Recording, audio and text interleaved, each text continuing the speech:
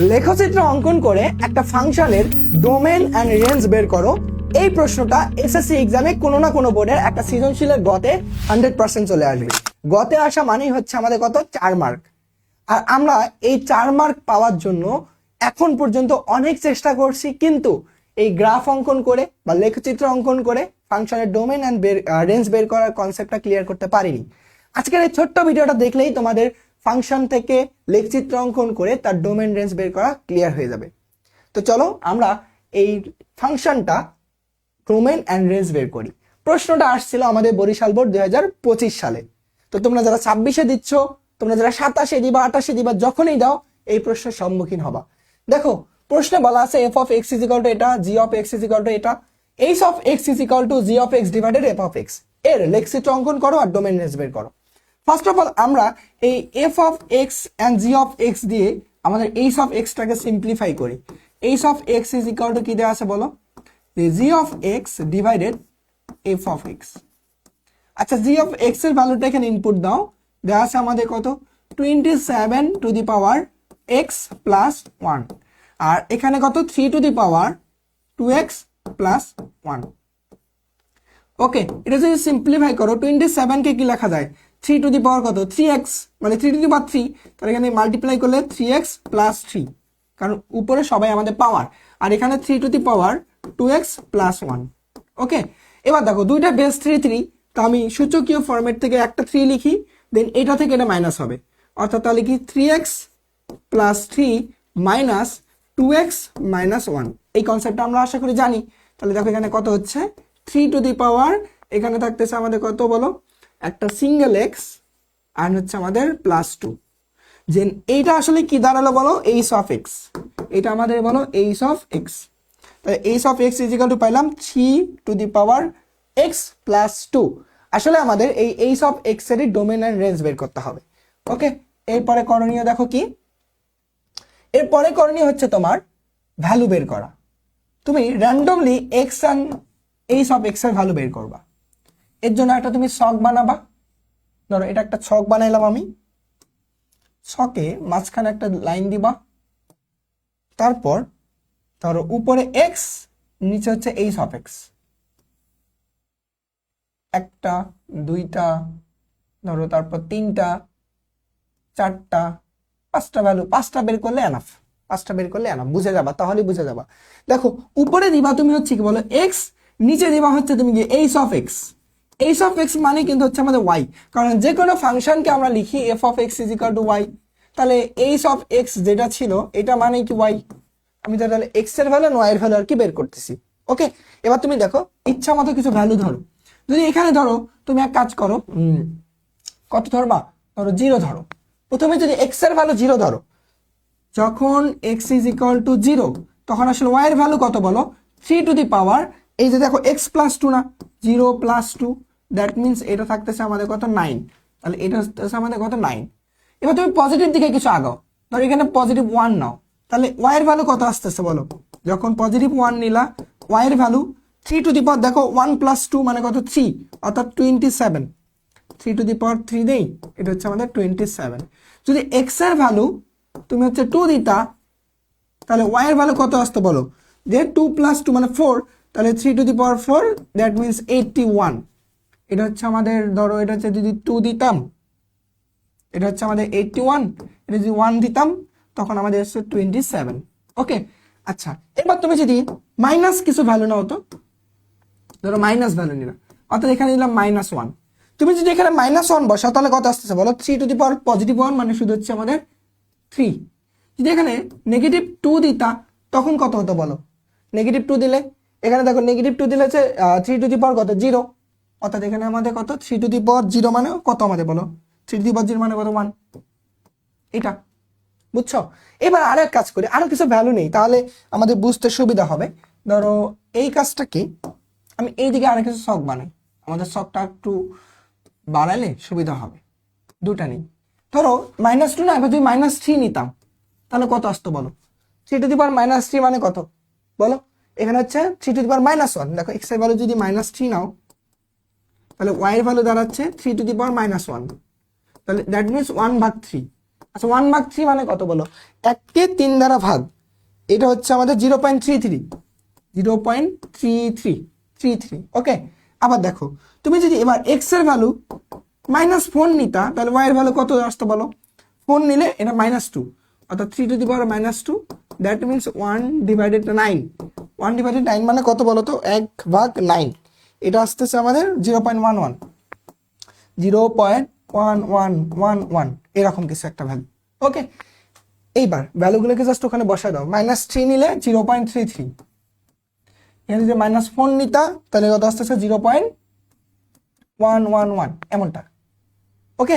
দেখো ভ্যালুগুলোর দিকে একটু লক্ষ্য করো, তুমি যখন একটা গ্রাফ বসাবা, তুমি যখন একটা গ্রাফ নিবা, গ্রাফটা ধরো আমি ছোট্ট করে এইখানে আঁকবো, এই যে বাদ দেই, ধরো এই দিকে গ্রাফ আঁকবো, এইদিকে আমি গ্রাফ আঁকবো এক্স অ্যান্ড ওয়াই, ধরো এটা হচ্ছে এক্স, এইদিকে আমি হচ্ছে ওয়াই দিলাম, এটা হচ্ছে এক্স প্রাইম, এটা হচ্ছে আমাদের ওয়াই প্রাইম, ওকে। তুমি র্যান্ডমলি কিছু ভ্যালু চিন্তা করো, এটা তো আমাদের জিরো, মূল বিন্দু, এটা হচ্ছে আমাদের জিরো, ওকে। এইবার তুমি যখন এক্স এর ভ্যালু 0 পাইছো, তাহলে ওয়াই এর ভ্যালু তখন কত ছিল বলো তো, মানে ওয়াই অক্ষ বরাবর তো আমাদের ছিল এইচ অফ এক্স ফাংশনটা।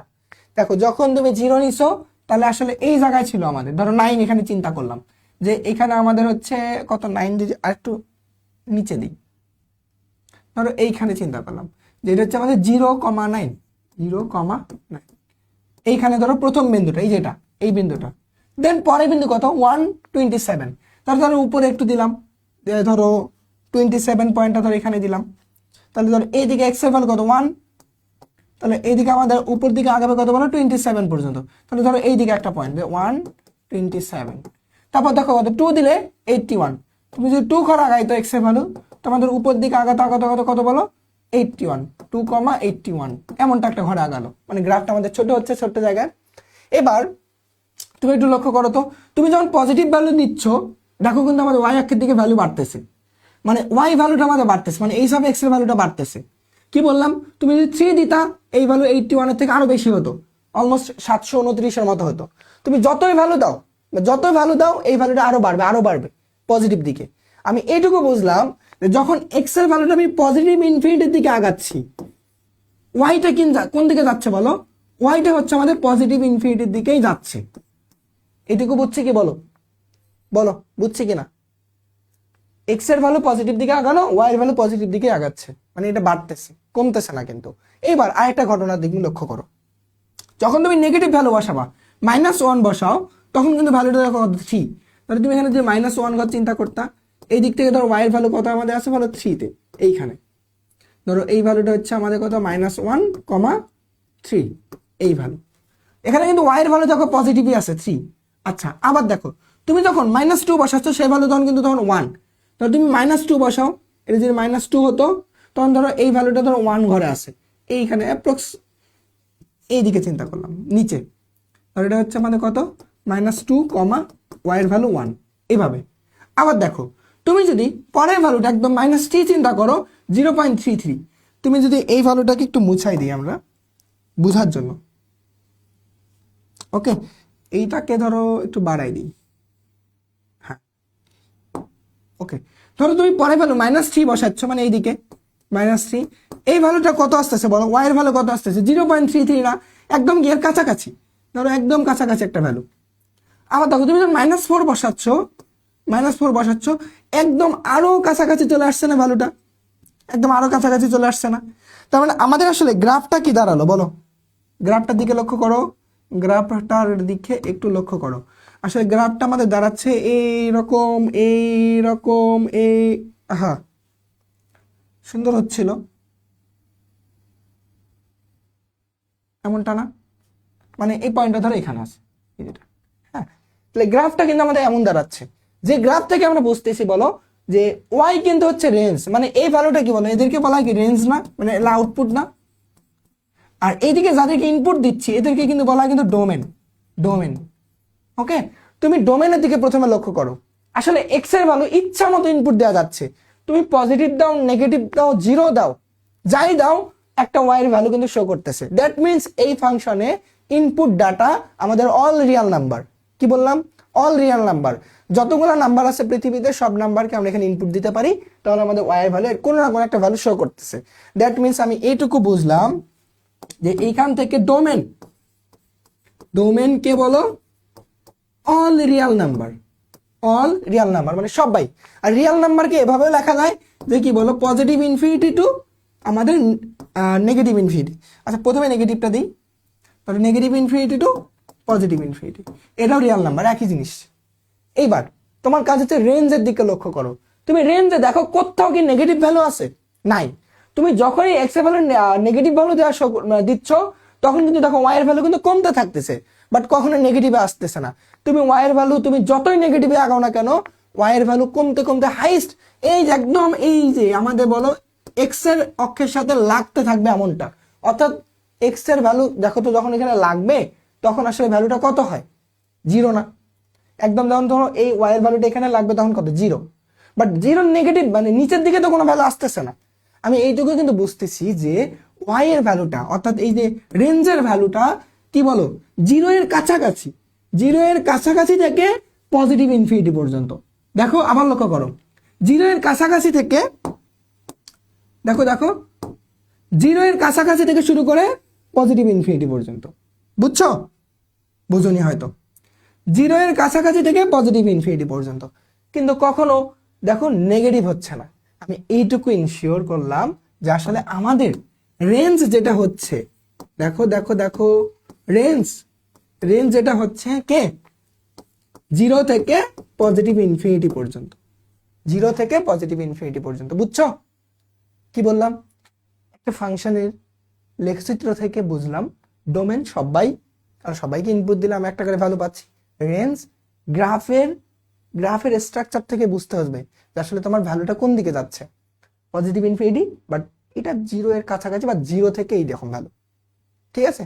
তুমি কিন্তু জিরোতে সহজে যাইতে পারবে না, বাট যখন মাইনাস ভ্যালু তুমি অসংখ্য ভ্যালু দাও, ধরো -100 দিয়ে দিছি, -1000 দিয়ে দিছি, তখন কিন্তু যখন জিরোর কাছাকাছি একটা ভ্যালু থাকবে, 0.0 একদম 0.00 এরকম ভ্যালু, বাট কখনো জিরো না। বাট তার মানে ধরে নেব জিরো থেকে পজিটিভ ইনফিনিটি পর্যন্ত। তো এই ছিল আমাদের একটা ফাংশনের লেখচিত্র অঙ্কন করে ডোমেন রেঞ্জ বের করা।